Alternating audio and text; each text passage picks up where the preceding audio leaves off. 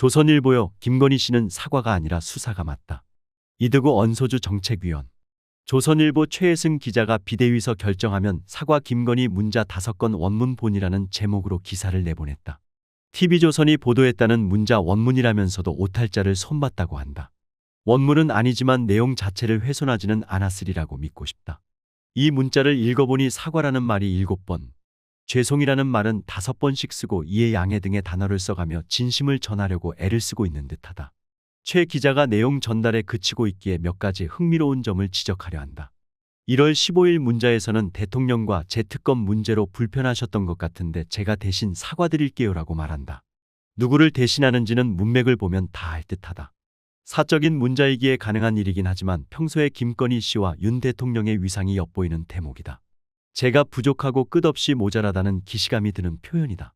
같은 날 다른 문자로 보낸 제가 이런 자리에 어울리지도 자격도 안 되는 사람이라는 표현도 주목할 만하다.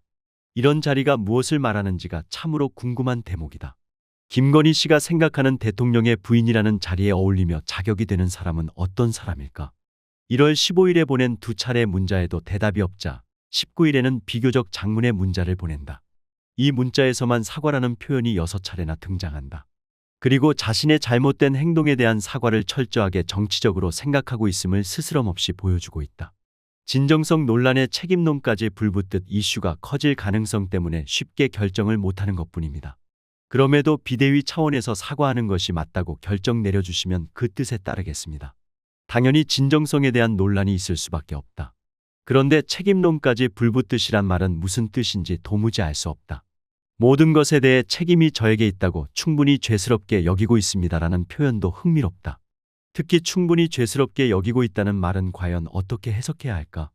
누가 충분히 죄스럽다는 여긴다는 말일까? 개인적으로는 1월 23일 문자가 가장 강력한 감정이 드러난다고 느꼈다. 요 며칠 제가 댓글팀을 활용하여 위원장님과 주변에 대한 비방을 시킨다는 얘기를 들었습니다. 너무도 놀랍고 참담했습니다. 함께 지금껏 생사를 가르는 여정을 겪어온 동지였는데 아주 조금 결이 안 맞는다 하여 상대를 공격할 수 있다는 의심을 드린 것조차 부끄럽습니다. 제가 모든 걸 걸고 말씀드릴 수 있는 건 결코 그런 일은 없었고 앞으로도 결코 있을 수 없습니다. 사과라기보다는 훈계하는 내용처럼 보이는 문자다. 조선일보가 그저 강 건너 불구경하듯 한가하게 보도하기에는 너무도 충격적인 내용도 등장한다. 우선 별 생각 없이 사용한 듯한 댓글팀 활용이란 표현에 너무도 놀랍고 참담하다.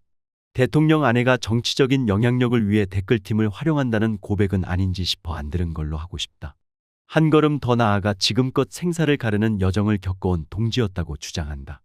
역시 주어가 누구인지 밝히고 있지는 않으나 김건희 씨가 개인적으로 쓴 문자이기에 생사를 가르는 동지는 김건희 씨와 한동훈 씨로 보는 것이 자연스럽다.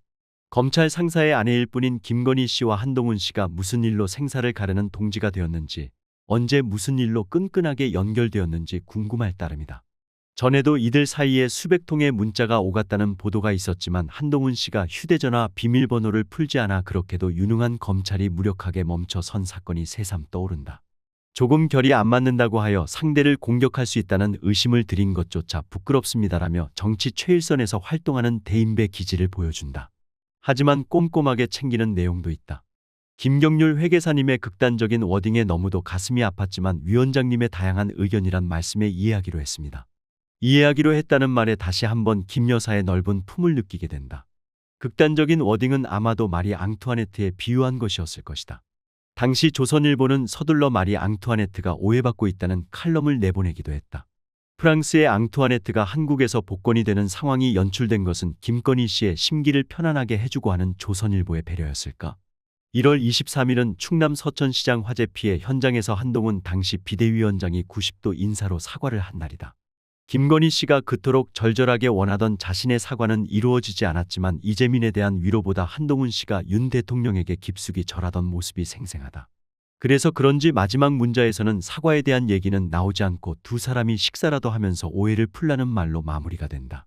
오해의 내용은 무엇인지 속 시원히 알고 싶다. 문자 논란이 한창인 7월 6일에 조선일보는 뒤늦은 김 여사 사과 불발 논란, 지금이라도 사과하기리란 엉뚱한 제목의 사설을 내보낸다. 7월 10일에는 사과 안 한 김 여사도 답 안 한 한 후보도 이해 안 되라는 사설을 통해 지금이라도 바로 사과하면 될 일이라고 강변한다.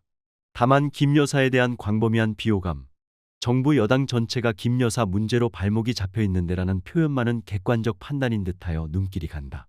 디올백으로 알려진 명품 수수는 명백한 불법이다.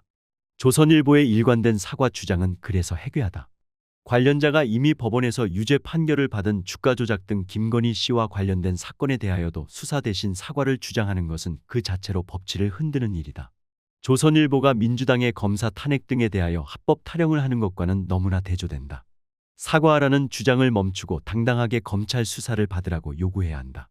그렇지 않으면 특검을 받아 법 앞에 모든 국민이 평등하다는 것을 보이도록 하라고 주장하라.